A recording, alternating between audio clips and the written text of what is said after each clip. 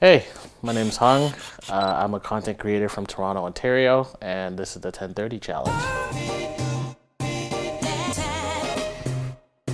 I started taking photos about 7 years ago. I've always had a camera. I bought my first Rebel from a buddy of mine in high school and got to university and just started taking it seriously.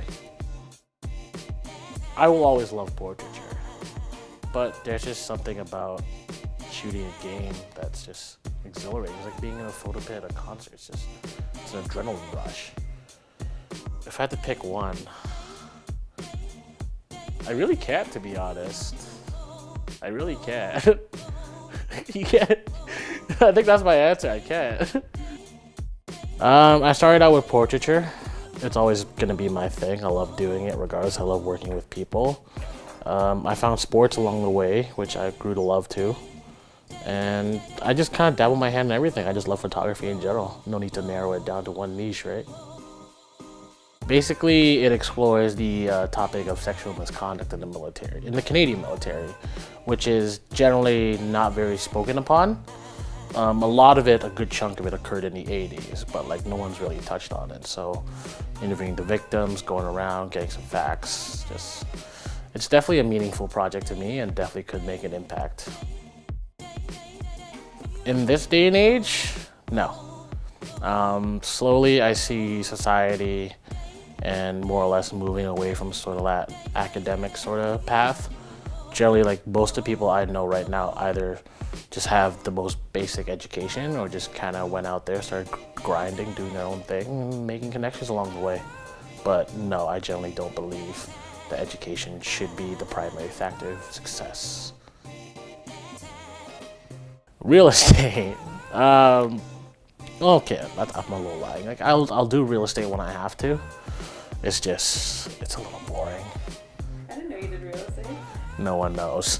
No one knows I do real estate. I used to back in like second year, but yeah, I just kind of pushed to the side in pursuit of other things that are meaningful. There's a lot. There's a lot. Obviously the weddings that I've done the summer of 2018.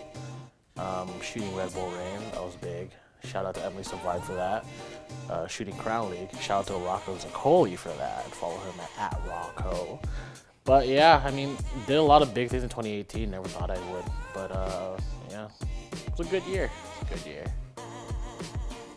10:30. I'm probably on the subway back from shooting a game at the Mattamy Athletic Center.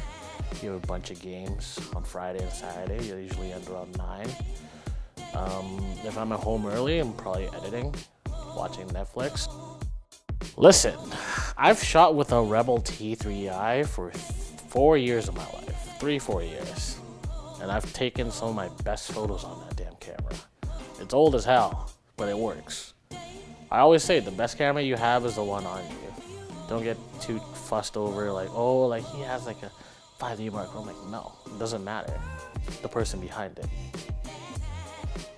From my perspective, the Toronto photography community is still a relatively new one. It didn't really blow up until like 5 years ago. Like, obviously, like guys like Jay Scale, Don Charleone starting out like that, and everyone just started picking up a camera, seeing what they did. But where it has progressed to, if I'm being honest, I'm not too fond of it. It's not a very welcoming community, especially with people with huge followings. It's very superficial. But also, I find it really cliquey. But then there are little moments where like you find someone that you can click with and talk for hours. Like I have a couple close friends I've met through this community, and they're great people to talk to. Overall, the community could use some work, but the people in it, you can't just discount them as a whole majority. Like there are a couple gems here and there. You just gotta find them.